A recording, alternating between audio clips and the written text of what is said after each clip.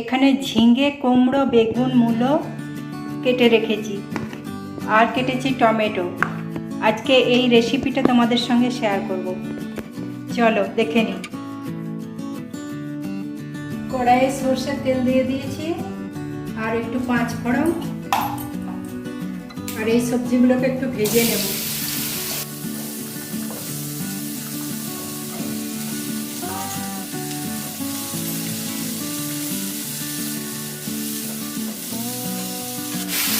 পরিমাণ মতো নুন,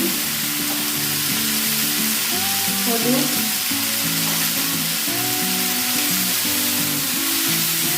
হালকা ভেজে এগুলো একটু সেদ্ধ করে নেব।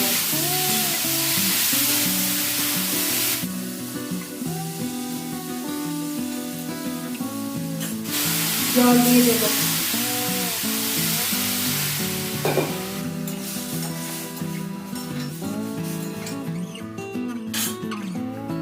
ফুটে উঠলে সর্ষে বাটার জলটা দিয়ে দেব।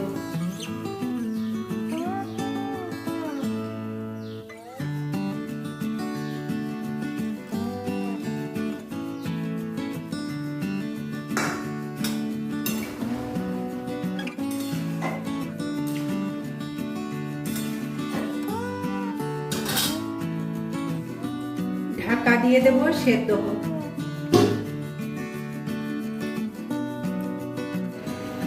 এদিকে একটু আমি বেসনের বড়া করে নেব।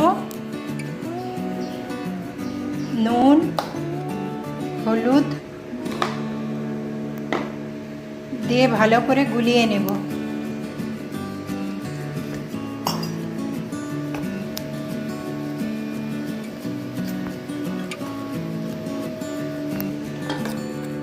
ভালো করে গুলে নিয়েছি, এবার একটা একটা করে বড়া করে নেব।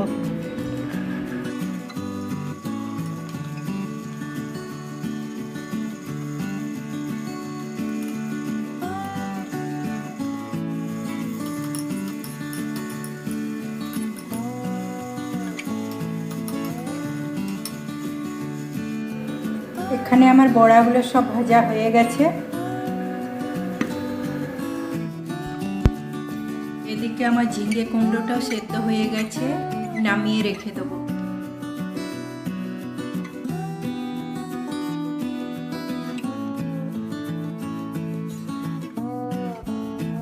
তারপর কড়াইয়ে সরষের তেল দিয়ে টমেটোগুলো ভেজে নেব।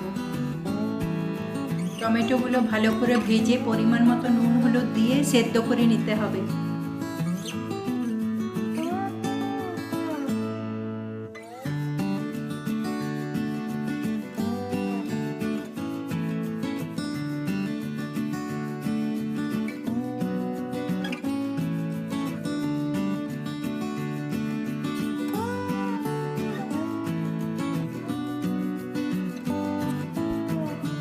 অল্প একটু চিনি ও লঙ্কা গুঁড়ি দিয়ে দিলাম।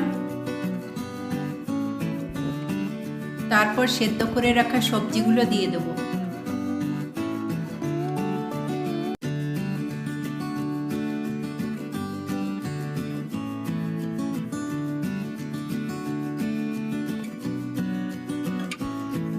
ভালো করে ফুটে উঠলেই বড়াগুলো দিয়ে দেব।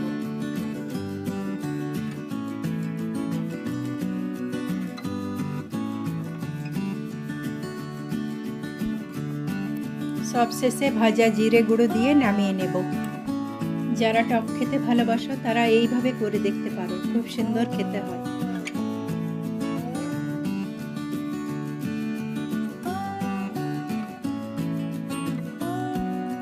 টকটা আমি বাটিতে ঢেলে নিলাম।